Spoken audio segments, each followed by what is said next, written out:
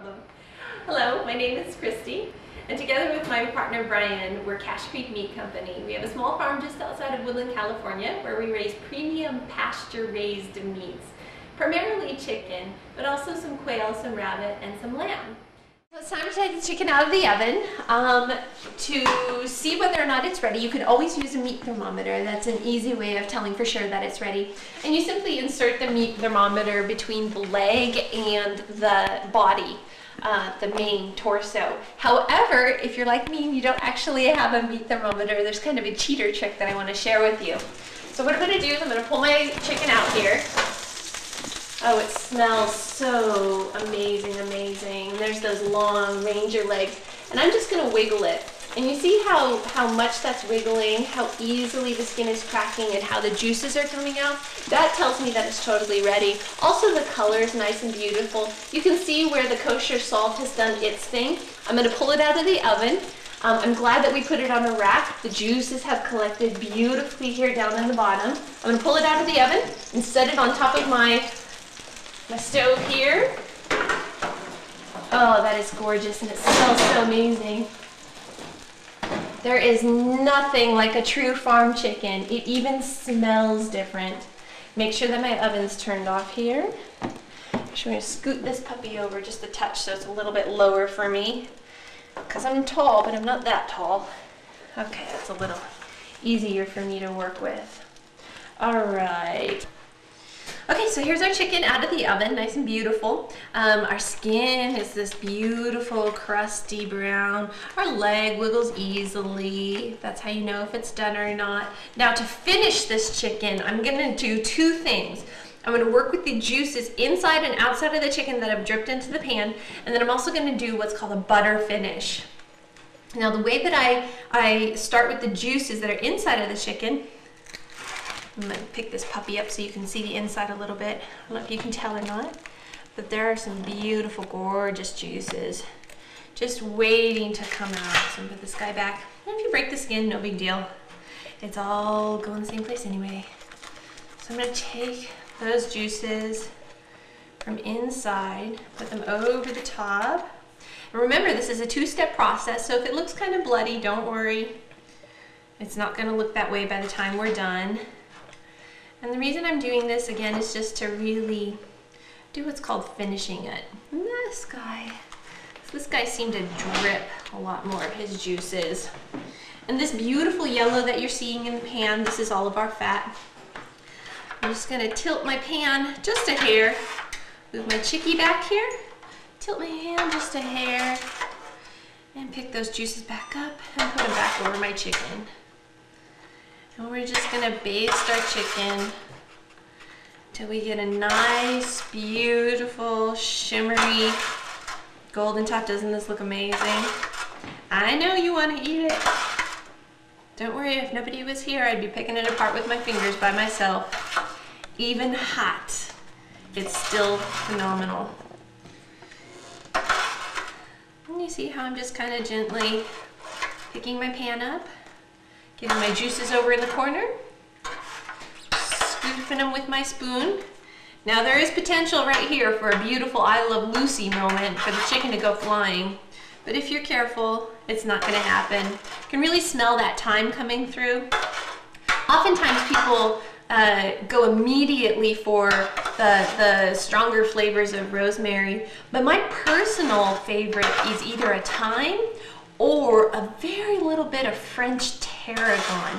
Now, I used dry herbs because that's what I happen to have on hand today, but fresh herbs will do just the same thing. So as you can see, we're basting this puppy, giving it a nice shimmery finish.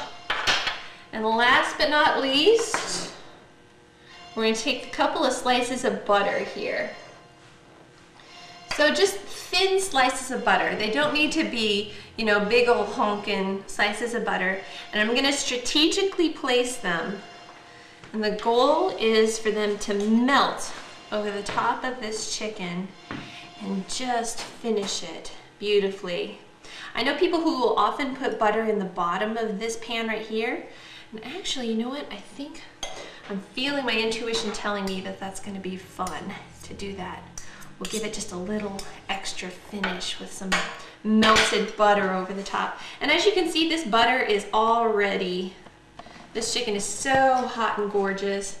And as promised, the hotter oven crisped the skin of our chicken nicely. And I promise you, when we open it up, it's going to be the most moist, delicious thing you ever had. And the difference between a grocery store chicken, you know, kind of a traditionally, conventionally raised bird, and one that's been raised on pasture is twofold. Number one is the texture. It's actually going to have texture. And I'm not talking about a stringy or a gamey texture. I'm talking about something that feels right when you eat it. And that's the best way that I know how to describe it. So that's the first difference. The second difference is going to be taste. Now again, don't forget, we just salt and peppered this thing, and not even that heavily. I mean, we use just a really minimal amount of salt and pepper over the top of this puppy and on the inside. So texture and taste are our differences. Okay, so we finished that guy pretty good. We had a little crust bubble there. No big deal. Just popped it, put it down. Again, going all the same place anyway. All right, now to cut this guy. There is nothing like a true farm chicken. There just really is nothing better. Oh, it smells so amazing. So to cut this chicken, you can use a knife and a pair of tongs, like I'm gonna use right now. You can also use a knife and a fork. You can use a knife in your hands. There's no right answer here. I'm gonna take the tongs in my left hand, the knife in my right, and the first thing I'm gonna do is I'm gonna start to slice my leg down. And it's just peeling right off. I mean, I can barely keep the meat on the bone. It's just peeling right off. And I really probably shouldn't be doing this on the rack, but again, there's no right or wrong. It's not that big a deal if you cut it there. Oh gosh, that is just amazing. Now the reason that I'm separating my leg, and I'm going to separate my wing a little bit as well, is so that I have a clear shot of the breast, so that when we cut the breast, it's going to be nice, even slices of meat. And the knife that I'm using for this job isn't my heavy chef's knife.